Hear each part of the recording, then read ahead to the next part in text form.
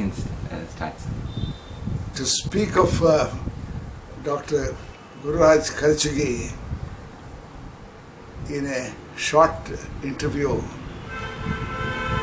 is very difficult and indeed impossible. Dr. Karchagi is a Renaissance man. His contribution to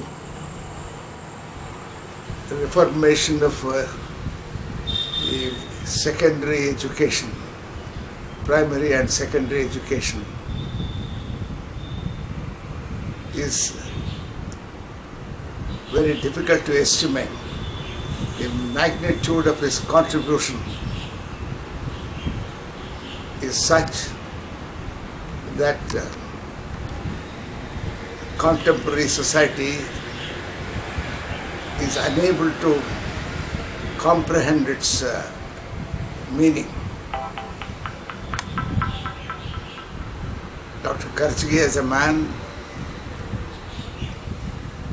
is an idealist in a society which has increasingly losing its reverence to ideals. Dr. Karchagi is an odd man. But despite the unsettling gloom, he has maintained, he has managed to maintain his positivism and optimism. He seems to be an incurable optimist. The institution he has built, really it is the expression of the philosophy of Dr. Karchagi. We all know the importance of secondary education. That's the foundation for the future intellectual development of a human being. My personal opinion is we have not been able to mismanage the institution of secondary education well. We haven't even thought of comprehended the ills of this system, let alone provide a cure for it. Dr. Karchagi, his philosophy is rooted in ancient values. Though it is rooted in our traditional values, his ideas of reformation of the system are virtually revolutionary.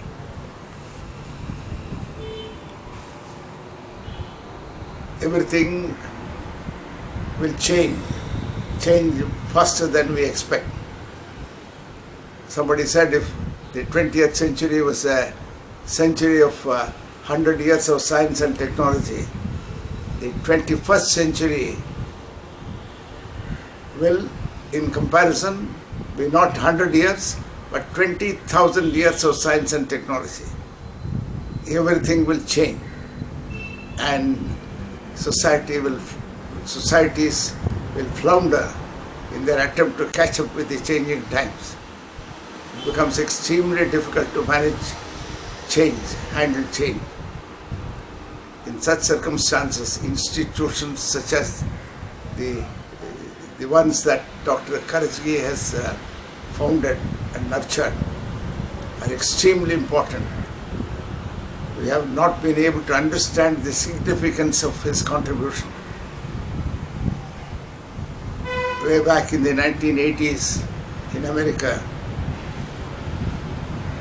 the American government realized how sharply the standards of secondary education in America were declining. They set up a committee with the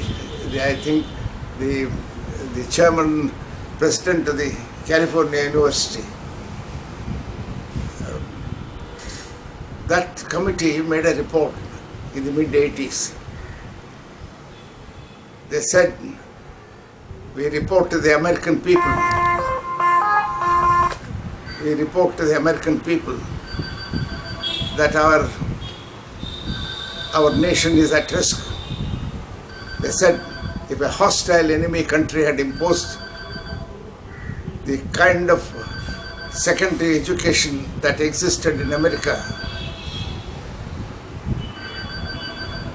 it should be considered an act of war. If even in America, with all its resources, found the secondary education system so dismal, we can very well imagine the condition of the standards of secondary education in India.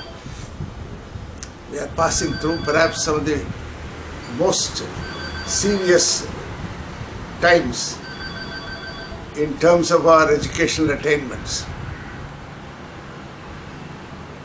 Dr. Karajgi's contribution perhaps will not be realized by the contemporary society on account of the immediacy of its contact.